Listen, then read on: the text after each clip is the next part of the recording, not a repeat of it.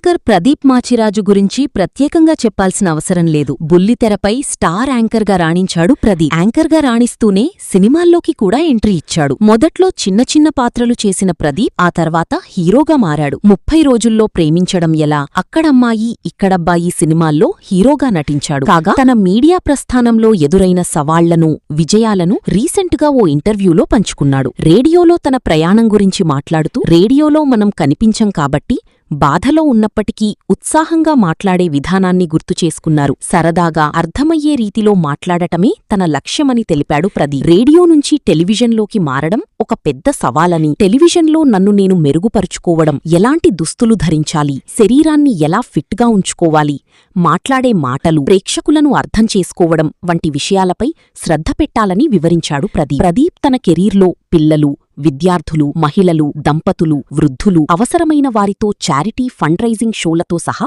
అనేక రకాల షోలను చేశాడు. బుల్లితెరపై స్టార్ యాంకర్ ఎవరు అంటే టక్కున చెప్పే పేరు సుమ కనకాల. కానీ మేల్ యాంకర్స్లో మాత్రం ప్రదీప్ మాచిరాజుకు మంచి పేరుంది. ఎన్నో షోలకు ప్రదీప్ యాంకర్గా చేసి ప్రేక్షకులను మెప్పించాడు. గత కొంతకాలంగా ప్రదీప్ టీవీల్లో కనిపించడం లేదు. అలాగే సింగింగ్, డాన్స్ షోలు, టాప్ సెలబ్రిటీలతో టాక్ షోలు, తన సొంత ప్రొడక్షన్లో షోలు నిర్మించాడు. మా అమ్మలాంటి వారు వారి పిల్లలతో కలిసి చూడగలిగే షోలు చెయ్యాలి అని ప్రదీప్ చెప్పుకొచ్చాడు. కొన్నిసార్లు ఛానల్ మార్చాలనిపించే షోలు కాకుండా కుటుంబ సభ్యులందరూ కలిసి గంటసేపు చూడగలిగే వినోదాన్ని అందించడమే తన లక్ష్యమని తెలిపాడు. చిన్నపిల్లలు కూడా తనను గుర్తించి ప్రదీప్ అన్నా, ప్రదీప్ మామా అని పిలవడం ఆనందంగా ఉంటుందని చెప్పాడు. టీవీని ప్రజల హృదయాల్లోకి చేరుకోవడానికి ఒక శక్తివంతమైన మాధ్యమం అని తెలిపాడు ప్రదీప్. సినిమాలలోకి తన ప్రవేశం గురించి ప్రదీప్ మాట్లాడుతూ, అది ఒక మహాసముద్రం అని పేర్కొన్నాడు. తన మొదటి సినిమాలో యాంకర్ ప్రదీప్ కాకుండా దర్శకుడు సృష్టించిన పాత్రని చూపించడానికి ప్రయత్నించినట్లు తెలిపాడు. ప్రేక్షకులు థియేటర్కు వచ్చి